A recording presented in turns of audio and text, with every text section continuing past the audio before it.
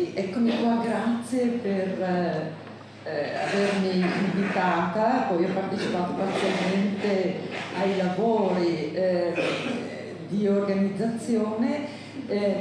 Il mio intervento sarà su un aspetto interessante. Siamo in una fase interessante storica perché la crisi attuale rispetto alla nostra capacità di gestire la morte e il dolore è una crisi che riguarda almeno 5 generazioni di famiglie, e la tecnologizzazione della vita del corpo, quindi la perdita dei ritmi naturali della vita corporea e innanzitutto del passaggio tra la vita e la morte è andato perso, cioè si muore tecnologicamente, così come si vive tecnologicamente legati a dei dispositivi socialmente determinati. Pensiamo alla discussione sui vaccini, per esempio.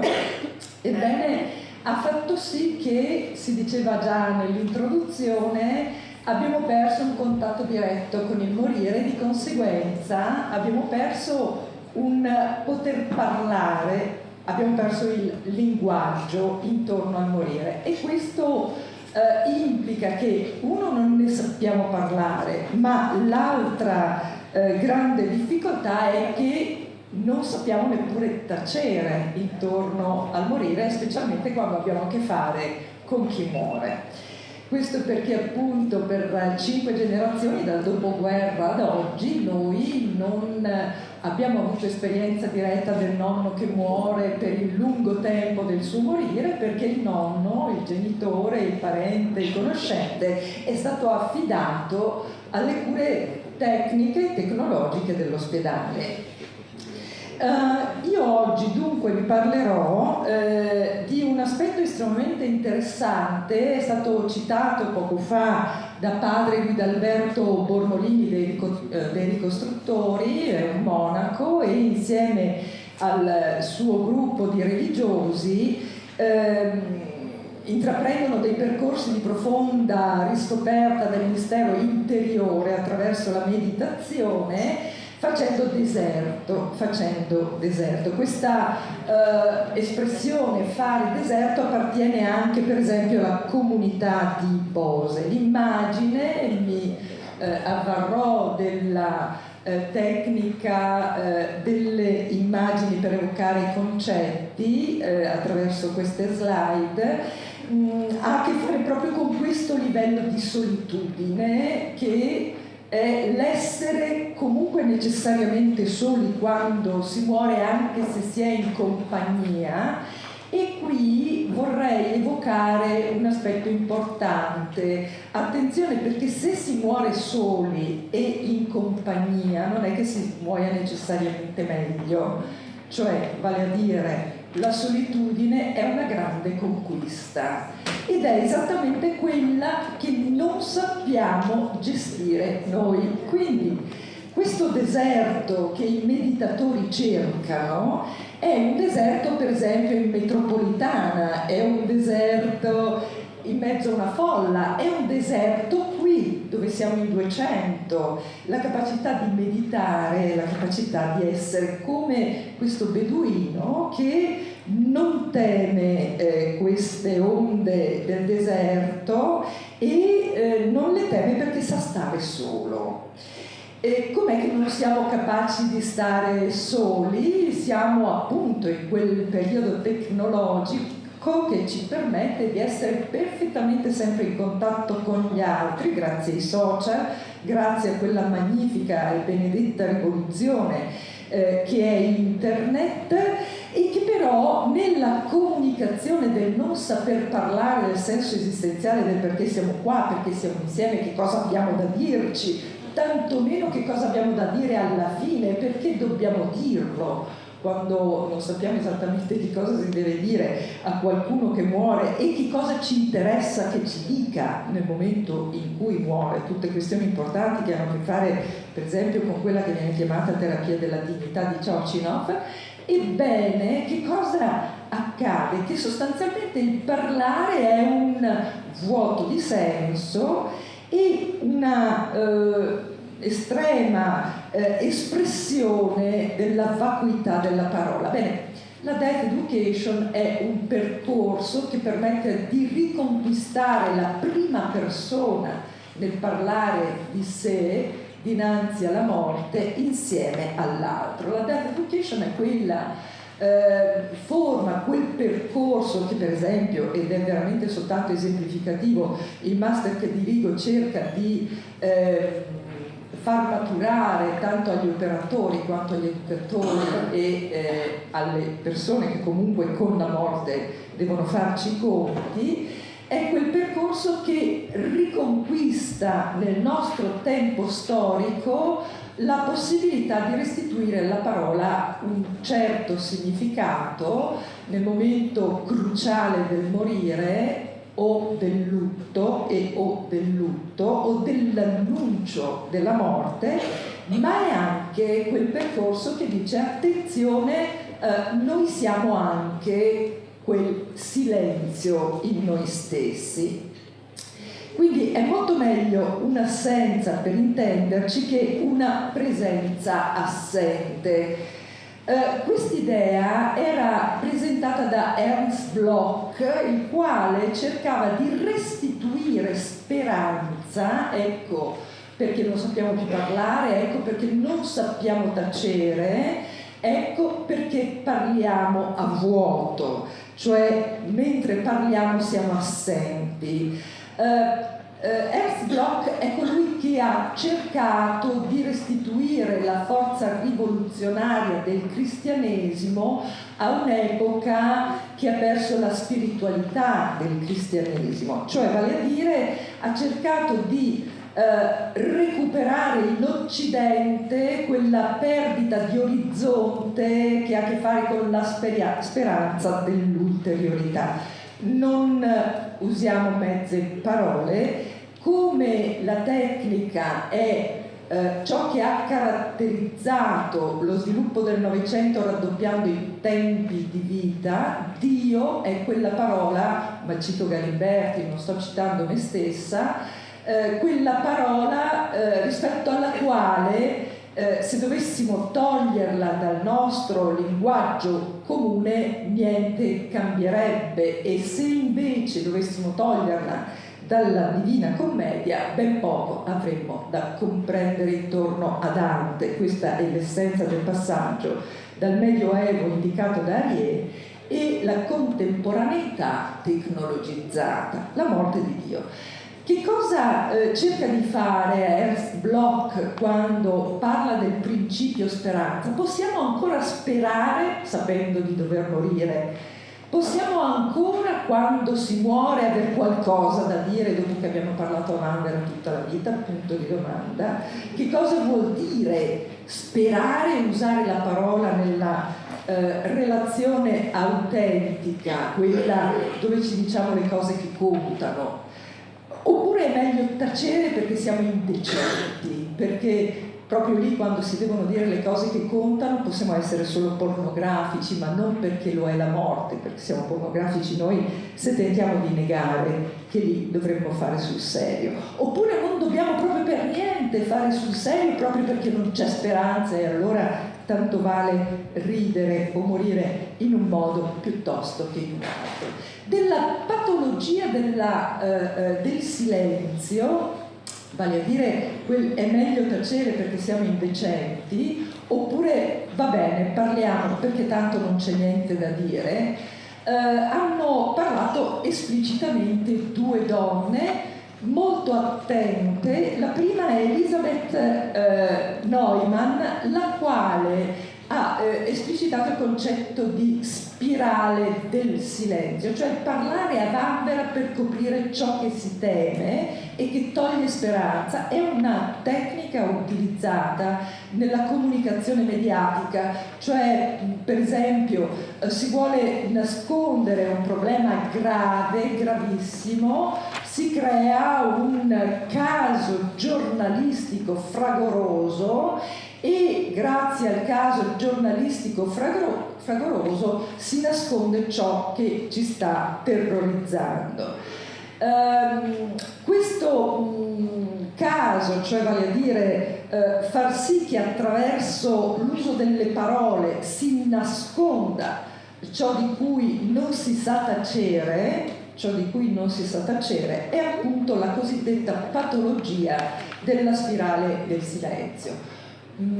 Questa patologia è stata definita congiura del silenzio allorché all'interno di quelle dinamiche familiari che caratterizzano l'accompagnamento del morente, noi afasici culturali rispetto al parlare con senso e significazione con chi muore, noi incapaci di volerci dare una risposta davanti alla domanda essenziale: che senso ha avuto fare così tanta fatica fin qui, se quel che mi aspetta adesso è un dolore atroce che posso mettere a tacere solo ancora con un farmaco, e se tutto sommato l'unico modo per uscire da questa gabbia che è la mia esistenza nella perdita è la morte. Bene, noi afasici rispetto a ciò che c'è da dire in questa fase familiare, dice Elisabeth Kubler-Ross, diventiamo degli omertosi. Che cos'è l'omertà? Il giuramento del non dire come stanno le cose. A che cosa serve questa congiura concordata? Serve a far finta che si possa continuare fino all'ultimo respiro a giocarci intorno ad un parlare che non ha più senso. Quindi la congiura del silenzio è il non dire, che non sappiamo esattamente che cosa possiamo dirci. Bene, la spirale del silenzio è anche la nostra incapacità di rappresentare la morte degli altri e dunque spettacolarizzarla per non chiederci che cosa significa. Torniamo dunque invece ad un silenzio che è un silenzio autentico, non patologico, in quanto non è parola vana, in quanto non è congiura del silenzio o spirale del silenzio, ma è un silenzio interiore, un deserto. Deserto può fare paura perché fa sentire appunto una solitudine come abbandono, oppure deserto è quello evocato dal mistico che, per quanto possano esserci tante persone ciarliere d'intorno, io riesco a riagganciare me stesso.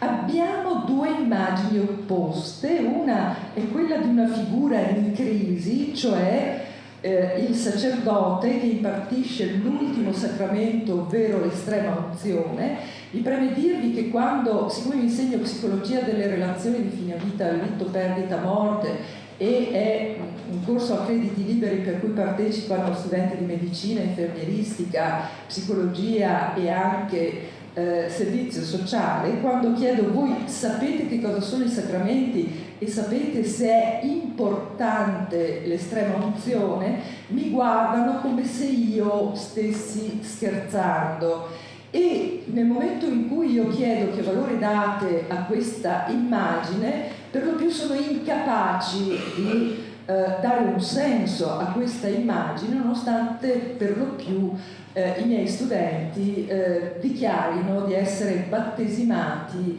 e quindi per struttura culturale familiare essere cattolici. Ecco, questa è un'immagine che ha perso la sua sacralità, è un'immagine che ha perso il senso del suo silenzio e diventa nel vivere comune qualcosa che ha a che fare con ciò in cui non crediamo, quindi ha a che fare ancora con la congiura del silenzio.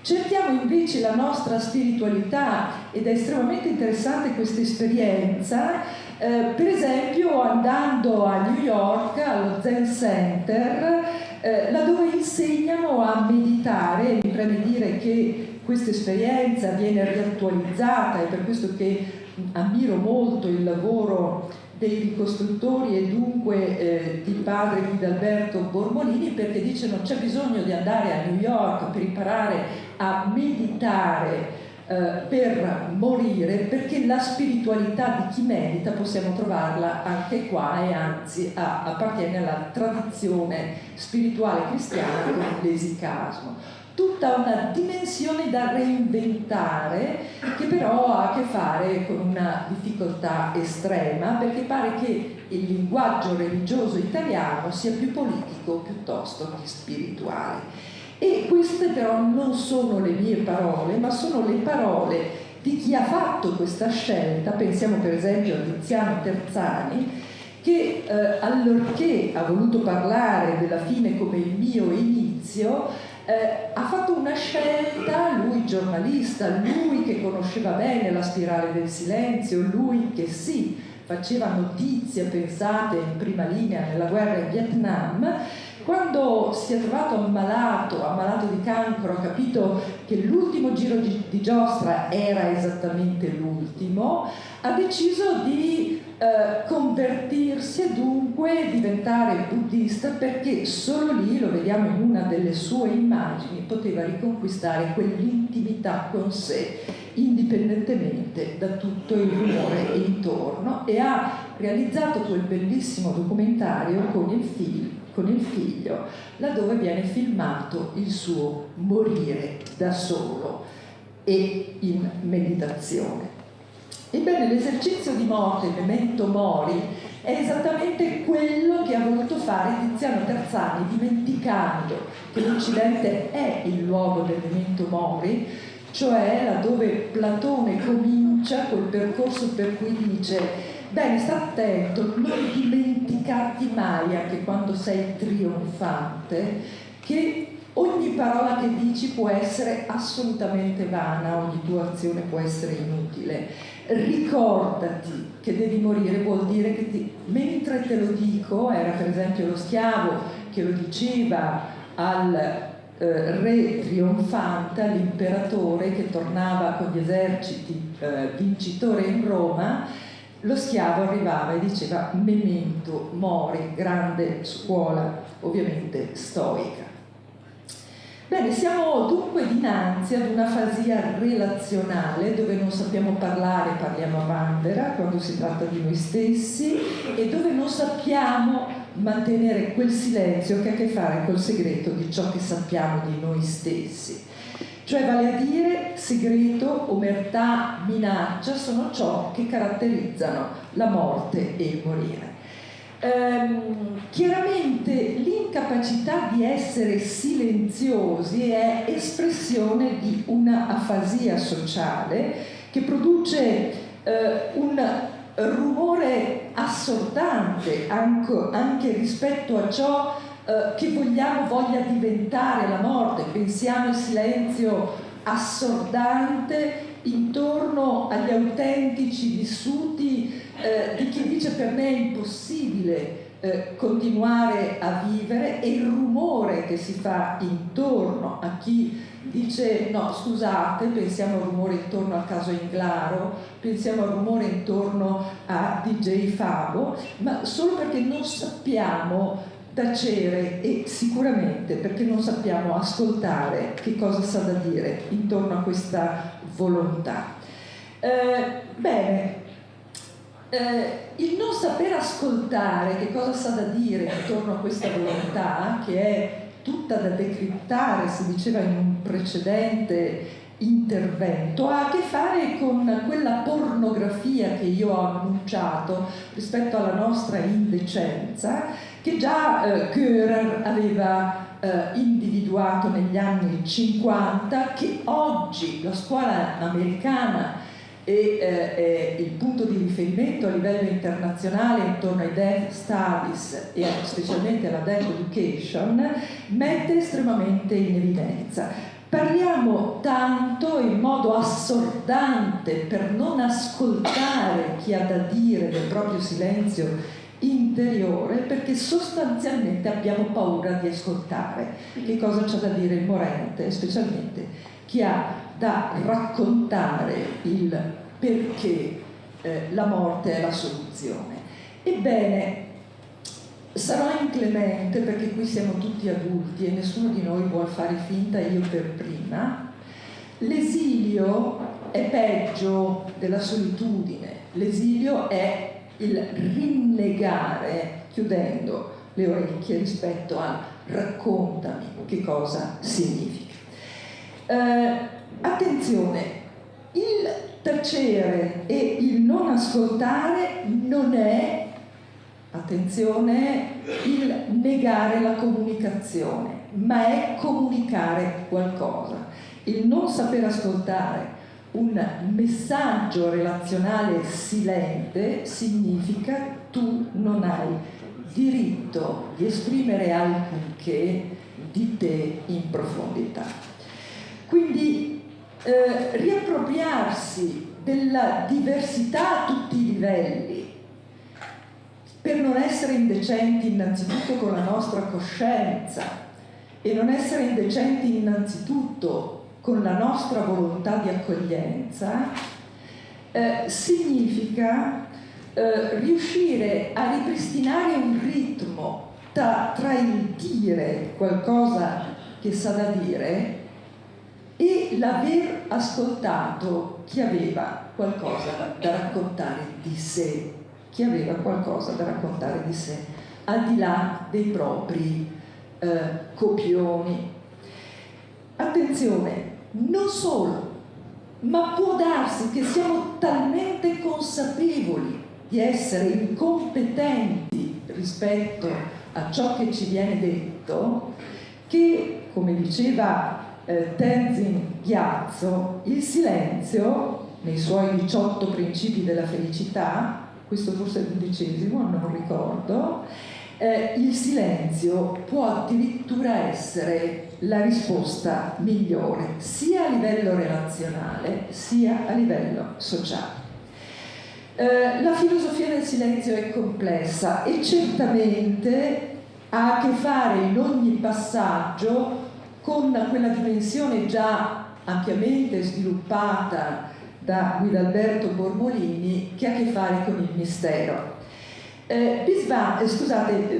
Wittgenstein, quando parla nel suo ultimo principio del Tractatus, che è la base, attenzione, è il Vangelo del pensiero neopositivista, è il Vangelo del pensiero tecnologico, è il Vangelo del pensiero scientifico, dice molto chiaramente che ciò di cui non si può dire, non si deve, ciò di cui non si può dire bisogna tacere, cioè non se ne deve parlare. Quindi sicuramente il silenzio può diventare la soluzione ottimale, ma dobbiamo essere così pragmatici da sapere che con la congiura del silenzio e che con la spirale del silenzio forse vogliamo non parlare di qualcosa di cui non si può parlare. E che cosa significa? Chiaramente è qualcosa che ha a che fare con le nostre coscienze. Bene, se non vogliamo tradire noi stessi ed essere indecenti, è necessario che siamo empatici e dunque che il nostro sapere di non saper parlare e che si fa ascolto proprio perché non so che cosa riguarda l'altro e ha a che fare con me in profondità, la sua condizione, bisogna essere appunto capaci di entrare in se stessi, ma perché semplicemente non si può entrare nell'altro. Significa che l'empatia è quel silenzio che ci esercita la solitudine, che ci esercita a ritrovarci profondamente e autenticamente in modo onesto e serio. Esistono vari livelli, dice la psicologia, di empatia nel momento in cui incontro me stesso in profondità e so tacere, specialmente so tacere davanti all'altro. Innanzitutto un'empatia comportamentale, io riesco a capire nell'azione, nel gestire dell'altro la sua condizione perché la sua condizione mi abita, perché la sua condizione me la ritrovo dentro. Io so emozionare con l'altro perché mentre lo vedo cadere nell'emozione della disperazione, la sua disperazione mi è dentro, appartiene al mio teatro interiore. L'empatia è relazionale perché nel momento in cui l'altro si perde, allora sono perso anch'io. Ed è cognitiva, attenzione, allora significa che le mie parole, perché parlare ha a che fare con la cognizione, sono dotate di senso per me e per l'altro. E dunque lo è anche il silenzio, perché noi appunto stiamo dicendo non sempre la parola è la risposta. Per quanto riguarda la discussione intorno a chi ha parlato di tutto questo e come, trovate la bibliografia certamente nel mio volume L'ultima nascita, che ho voluto appunto intitolare in questo modo per rievocare la fine come il mio inizio, perché il punto di vista fondamentale è questo.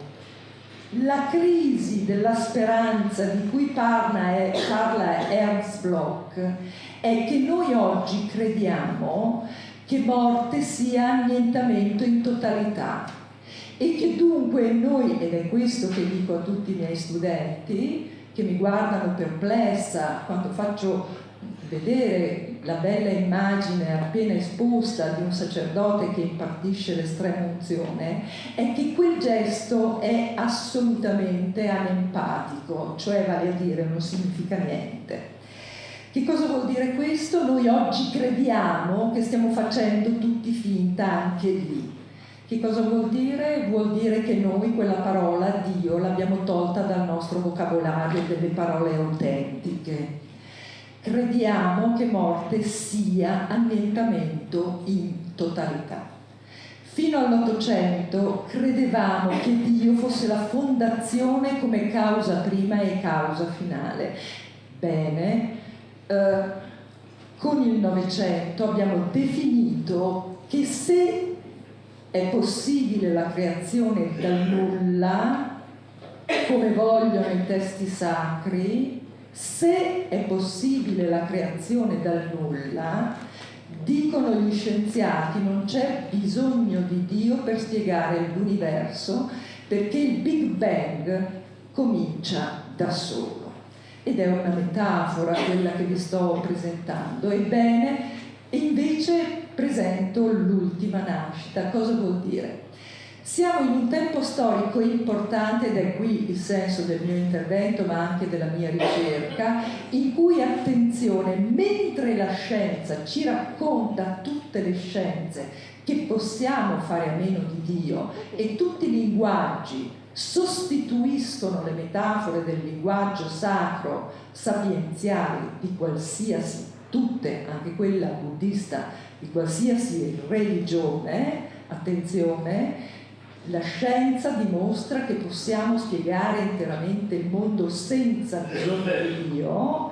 Bene, in questo tempo stiamo assistendo ad una grande rifondazione del grande pensiero razionale intorno alla verità e all'incontrovertibilità della verità, il quale pensiero razionale logico mostra in maniera estremamente definita e articolata in forma dialettica che sì, la metafisica può essere confutata e dunque quell'idea di Dio, sì, certamente la scienza deve essere confutata perché è solo ipotetica, non ha pretesa di dire la verità. E allora, se non ha pretesa di dire la verità, cos'è che dobbiamo sapere?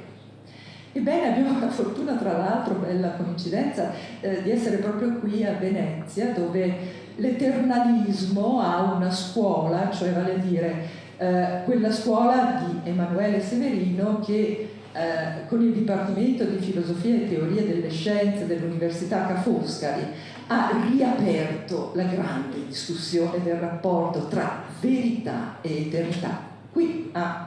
Proprio qui a Venezia. Ebbene, qual è il problema del pensare l'eternità oggi, e siamo nel posto giusto a parlarne? Il problema è che sembra che le religioni siano inconciliabili con un pensiero di eternità. Allora io dico, signori, ma se vi parla nel cuore e nel vostro silenzio, voi che credete, noi forse che crediamo, Perché non avete il coraggio, se a partire dalla Bibbia, nel momento in cui è stata tradotta in greco dai Septuaginta, dunque ha assunto l'ontologia greca, e se l'ontologia greca ha portato all'età della tecnica oggi, confutando irrevocabilmente la metafisica, se questo non possiamo reinventare a partire da un pensiero dell'eternità una nuova ontologia che spieghi con una nuova ermeneutica il testo sacro e ci restituisca come l'Eterno appare appunto in quella parola che è la parola del sacro e che è tutto fuorché priva di senso e che ci fa tacere dinanzi al divino. Grazie.